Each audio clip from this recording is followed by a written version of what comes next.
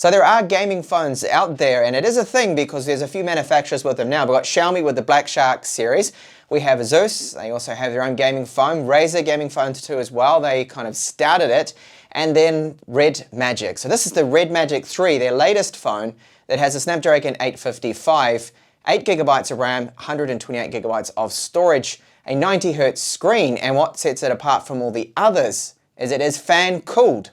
Yes, a fan-cooled mobile phone that's got a tiny little fan in there, helping keep it a little bit cooler during those long extended gaming sessions. So let's find out in this review here if it's a gimmick or actually something worthwhile and worth going for. Inside the box you will find some Red Magic stickers, a quick start guide, a red Type-C cable, and our 18-watt charger, which takes around 2 hours to fully charge the phone.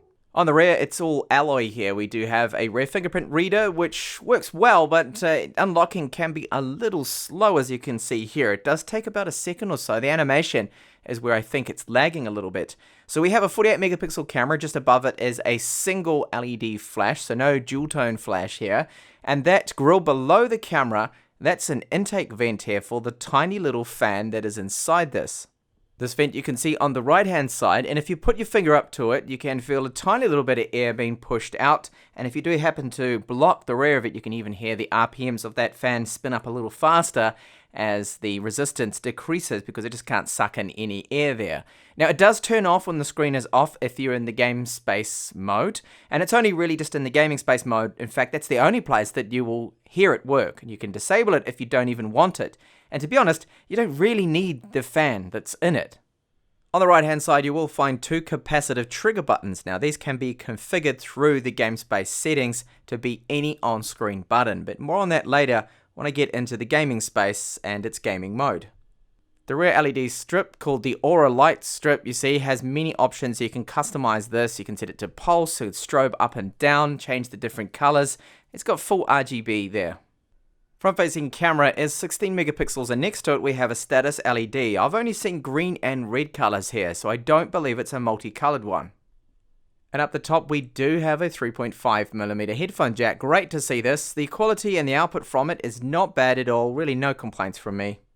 And along the bottom you'll find a microphone, a Type-C port, and this grill here where some of the sound from the front-facing speaker comes through this.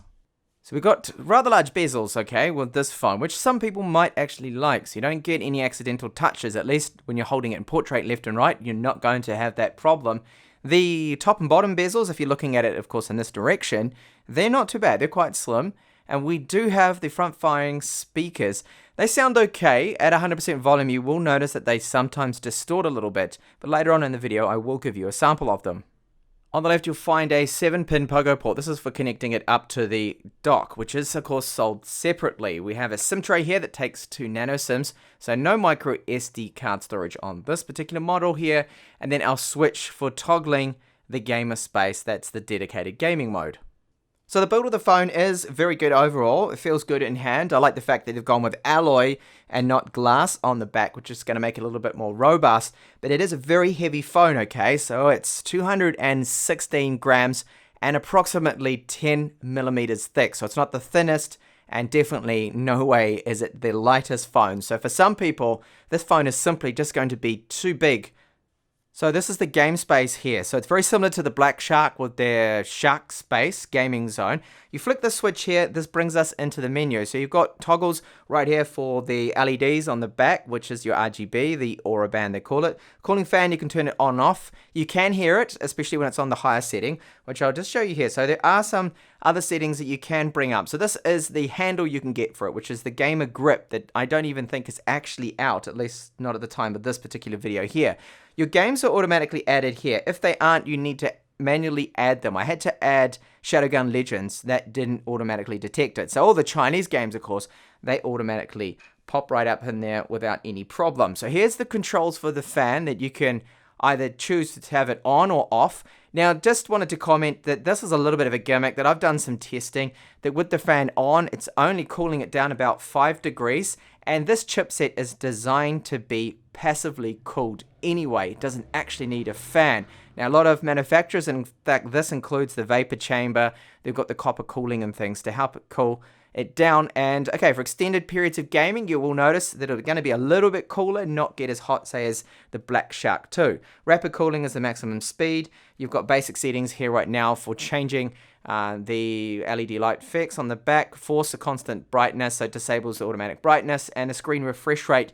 Now this screen refresh rate changer here, okay, this is changing it from the 90 Hz or the 60 Hz. It's only applicable in actual games itself. So the UI is still going to run at 90 Hz. It seems super smooth. I don't see any difference there. And you can force this to auto or 60 frames per second if you wanted to. But I don't think there are any titles, at least that I don't know of, English ones, that do support the 90 Hz or 90 frames per second yet. The best thing about this is that toggle that you can swipe from the side. It's going to let us know about the resources there. So you can see the clocks of the GPU and the turbo. You can disable the fan from there, block messages, and also game space. So tapping standby here, this actually puts the screen into an off mode as just standby mode, but you can still continue to play the game, which is great for games, for example, like Lineage 2, that you can auto level up your character and just simply turn the screen off and let that run in the background. You got the touch buttons here, the on-screen touch buttons, which I will get into later once I'm in-game in PUBG. 4D Shock is just a haptic feedback setting, and it only works with a few games. So Knives Out, QQ Speed, PUBG, and Asphalt 9. So mostly just Chinese games it's actually going to work. Now the auto mode here is on by default. This is our performance mode. So you've got GPU Turbo, CPU Turbo, and I can force it now into Super Performance mode. But if you take a look now, if we swipe again and look at the clocks, that they haven't actually changed. So I thought that it would force the governor of the CPU and the GPU onto the top mode, so high performance, but it doesn't really seem to do that. So to me, it's a little bit of a gimmick, and I don't see any difference in Antutu scores either with the super mode on or off.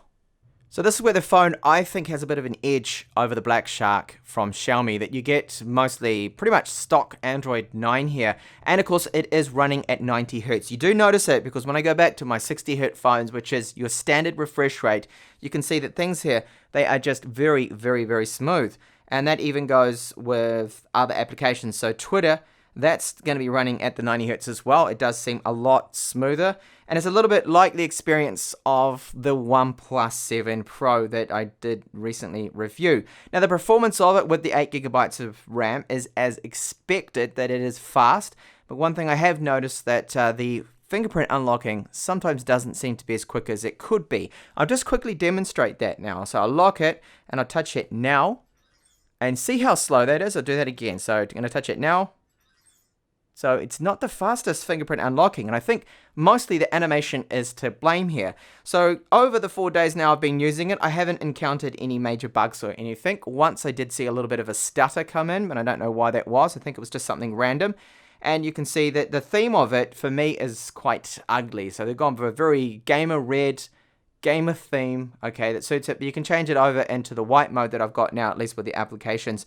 To me, looks a little bit better. And of course, you can theme it. You can change the icon set and tweak other things to your own personal preference there. So performance is good. We're seeing the notifications. And yes, you can see here that the bezels, top and bottom, they are rather large as expected. So let's take a look at the display on this one. So it is a huge display, 6.65 inches. And because of the top and bottom bezels being rather large, it makes it a large phone. So it is a 2340 by 1080p AMOLED panel here with a 700 maximum lux brightness tested with whites, which is good. So it's a very bright screen. The gamma is almost spot on here. It's about 2.3. It should ideally be 2.2, but having it not far off and being a mobile phone is actually not bad. Real images on the screen look good. The touch input is super quick, very fast, and very accurate as well, which you'd expect for a gamer phone. They've definitely tweaked the touch digitizer here. The 90 Hz that the display runs at as well means that I prefer this phone over the Black Shark 2 because of the more fluid response, the faster touch response it seems to have, and good accuracy. Blacks look nice and deep, although it's a little bit more reflective here because I still have the included screen protector that came with the screen. I've kept that on because I don't want it to get scratched up. But overall, I think for a gaming phone, the 1080p resolution is a wise choice to keep the frame rate up without 1440p. and overall a decent panel. One move that I don't understand here with the Red Magic 3 is it does not support Type-C video out without that dock. So that's a way for them to get sales. I mean, they spent the money to put the Pogo port in there, but I think that would have been better spent to give the Type-C port video output, which it lacks. And a gaming phone, I think, should definitely have that. Now, because I've had the phone now for 4 days, I managed to get some battery stats. It takes me that long because I'm always plugging it in and pulling off files, checking the video quality and things like that. So I got 9 hours and 19 minutes. I still had 14% remaining, so I believe that you might be able to get about 10 hours of on-screen time. And this is with the 90 Hertz that you'll get in the UI. So that's actually okay, considering with the Zenfone 6, I managed to get about 13 hours, but that's running at 60 Hertz with the same battery capacity, which is the 5,000 milliamp hour that it has. So the Antutu score is very high as expected. For this one here, with the cooling, they've really optimized things for the maximum kind of GPU performance. You can see, look at that GPU score, really high. In fact, these are the high scores I have seen now. So it's definitely no slouch in terms of Android performance. It is Android's fastest at the moment, I believe, but don't quote me on that because there could actually be another phone out there. I think maybe the Black Shark 2 actually could be faster in the overclocking, that chicken mode, whatever they've got. The roasted chicken mode, they call it. So, sequential reads and writes here, fine. The speeds, it is UFS 2.1 storage it is using. GPS is working fine. The accuracy hovers around 4. And I did check out and see if it was using dual frequency, but no, it's only showing for the carrier frequency here, just level 1s. Nothing there is level 2.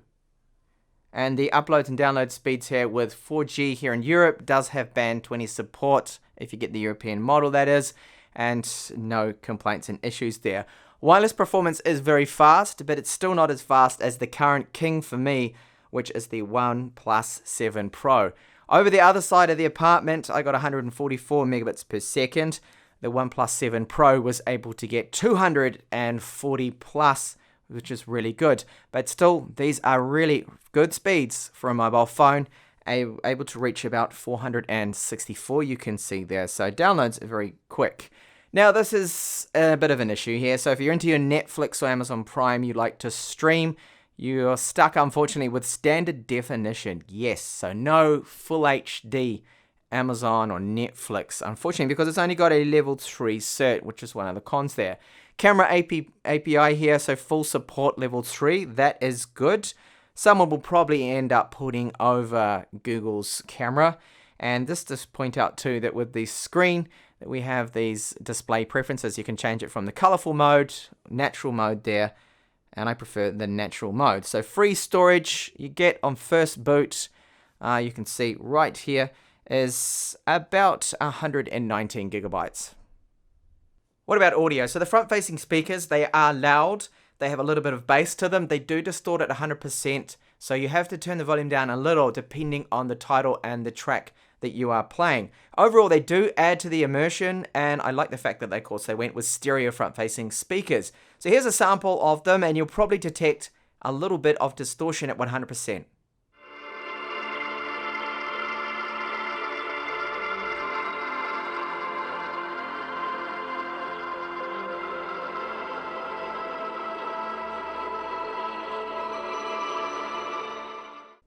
So as mentioned, the phone runs very fast, very fluid, multitasking, split screen, everything like that. But now what most of you are waiting for, of course, is some gaming. So let's flick that switch, go into the dedicated game space mode. And we'll check out a few titles and see just how it performs. So first up is Shadowgun Legends. So this one's running well, but I still have some stutters, as you can see, like it's caching the sound or something. Now with these front-facing speakers, it's more immersive, and this game, certainly they are quite loud. I have it set to ultra high on the 60 frames per second setting, and you can see that it is very, very smooth here. And one of the best experiences that you will get, of course. The larger screen does help with the gaming immersion. And we'll take a look at the temps. Been gaming for a while now. Actually, I'm out of the Game Shark mode. I'll just turn that on now. And you can see we're up to now 38 degrees. So PUBG, I use GFX tool to set the frame rate to 60 frames per second. Now, there is no 90 frames per second option at the moment, which would be really ideal, of course, with the faster screen refresh rate that the Red Magic 3 here has. Now, the triggers, I wanted to quickly point those out, that I have it configured for the triggers to be the firing and then go look down the scope or the sights of it. And it actually works out well. So I just demonstrate that, get out of the car here, that if I look down, tap this, so that's looking down the sights, and then to fire. See, the reaction time there is milliseconds, really, so it is actually quite quick. So looking around here with the 60 frames per second, very fast, and have a look at my temperatures. It's about 37 degrees. I haven't seen it go over 40, so it does keep the fan, at least the thermals, under control, but again, I don't actually really think it's probably needed. This chipset is normally just passively cooled, and for a very good reason, because it really doesn't need more than that. Asphalt 9 Legends, this is running as expected. No problems. Very smooth, this game. So this is Fortnite here. And you can see the performance is good, but only 30 frames per second. The developers still have not enabled 60, and now this hardware should be able to do 60. I just wanted to point out too, that the performance is good here, and you can see visually it looks great, but I've noticed that it's not holding. You see that at the moment the turbo mode is 427, then it drops down now to 345. So it's a little bit of a gimmick on the super mode, GPU turbo. No matter what you do, it's just a temporary boost, and then it seems to always revert down then to 345. The highest I've seen the GPU get up to is 500, but it will never hold it for some reason. Okay, so I think it's a little bit of a gimmick, the fan, but you cannot deny that it does actually make the phone a little bit cooler to the touch than most other phones. So other phones on the back of them around this area would probably be up to about 39 degrees here, and this is much cooler at 31 degrees.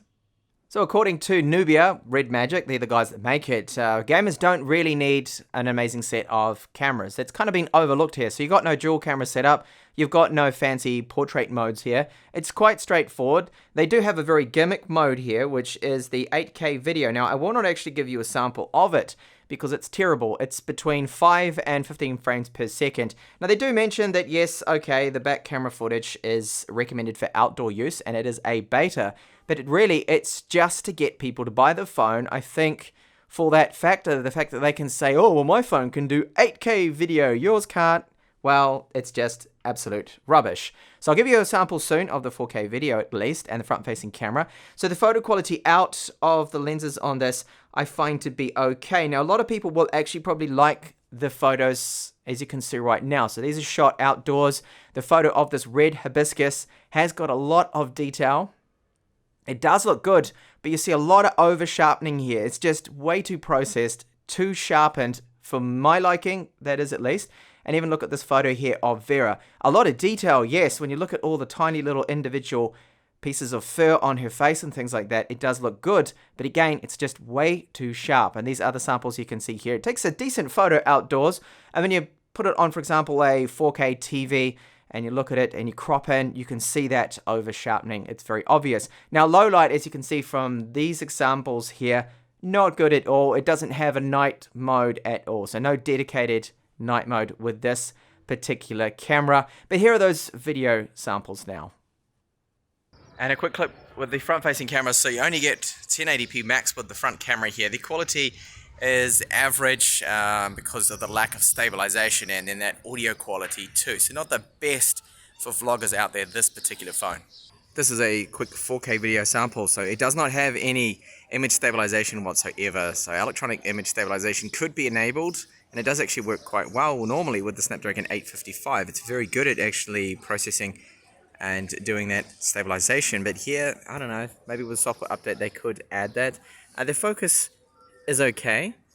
It certainly could do with the infrared assist focus that most people pair up with the Sony IMX586 sensor just to help it. Alright, so to answer that question at the beginning of the video, that is this phone a gimmick, or does it have gimmick features? Definitely. And it's not because I'm not against gaming phones, it's just another niche there for manufacturers, just to get more sales really. But there are a few on here that they shouldn't really have, okay? The first one is the 8K video recording. I mean, it's a beta feature, so that's probably a way out for them to say, yeah, but it's just a beta, we're only testing the 8K video. Now, I can't put a sample in this video for some reason because Adobe Premiere Pro that I use to edit my videos won't accept it. It just keeps only adding the audio track and not the video. I don't know what's going on there. So it's only 5 to 15 frames per second, the frame rate. It's terrible, it's very choppy, and I believe it's just like upscaled 4K, really. It doesn't look that good to me at all. So that is just a stupid bragging right that people can say, yeah, but hey, my phone does 8K video, yours only does 4. Wow. No, but this also has the fan in here, which again, to me is both a bit of a gimmick, because the fan in here, while it does keep it a little bit cooler, and you notice the temperature differences if you keep an eye on the temperatures in the gamer mode, okay, when you swipe and take a look at it, you can see, yeah, you know what, it's about 4 degrees cooler than when it was just being cooled by the vapor chamber, by the copper transfer heat pipes that it has in here. But really, that is all the Snapdragon 855 needs. It doesn't actually need a fan. It's meant to be a passively cooled chip in here. Besides that, yes, okay, the build is all right. It's a solid phone. It is a heavy phone. It's a big phone, and it's not going to be for everyone. It really is quite big. But even so, they moved the buttons down here so you can still actually get and touch that quite easily. Now, we'll touch that fingerprint reader right now, and you can see that it works. It's accurate. It's working about 10 out of 10 times for me. I just find it to be a little slow due to that animation. It's not exactly the fastest one there. Now, the other areas where the phone is good is the screen. So it's very smooth at the 90 Hertz, but of course, there's hardly any games. I don't think there are there any games that support 90 Hertz. I mean, I haven't been able to find one out there. Perhaps there are in China, but you can't really take advantage of that. However, the UI is OnePlus 7 Pro smooth. It's very smooth. App loading times are good with the storage being relatively fast. I mean, it's UFS 2.1, which is still blazing fast storage for a mobile phone. And then stock Android. So the screen at the 90 Hertz and the stock Android, basically stock Android, it's almost 100% stock, is kind of why I like it a little bit better than the Black Shark 2, overall the experience with it. Voice call quality, to mention that, I have made some calls on it. It sounds fine, it's good. The loudspeakers, dual-facing loudspeakers, aren't exactly as good as I thought and hoped they would be. They've got some loudness to them depending on the titles that you're in. So gaming and Shadowgun Legends, it's very loud. But when you're listening to, say, YouTube or some audio tracks, it can distort. They do distort a little bit. It's not amazing quality there. 3.5mm headphone jack sounds fine to me. No complaints with it. It's good. And the battery life. So you're getting around 9 hours of screen on time continuous, mostly on wireless, that is. With my test, it was about 40% on data only, that particular test there. So it does work out to have good battery life, not quite as good as the Zenfone 6 here. So for the price this sells for, you cannot deny that it's offering a lot in terms of 8 gigabytes of RAM, the storage 128 gigabytes, which is a lot more than the Zenfone 6. But for about the same price, you have the Zenfone 6, which to me games exactly the same, okay? But you get much better cameras on that one there. And overall, I find it's just a smaller, more compact phone. Even though it is still quite a large phone too, the Zenfone 6, it's just not the beast that this is. So does it come recommended? I mean, if you're a gamer, take a look at the Black Shark 2, and if you like your Android games and you're really into PUBG or Fortnite, then perhaps it is a phone to go for. But in terms of camera performance, it's quite disappointing. The rear shots are over sharpened a little bit. It does take a decent rear photo. Low light's very poor. Front-facing camera is either too soft, overexposed. It's not very good. I don't like the front-facing camera performance, and video performance, as you saw, no stabilization whatsoever, so it's disappointing. Thank you so much for watching this review of the Red Magic 3. Hope to catch you back in the channel. If you did like this video, then please do give a thumbs up and subscribe for more up-and-coming videos from me. Bye for now.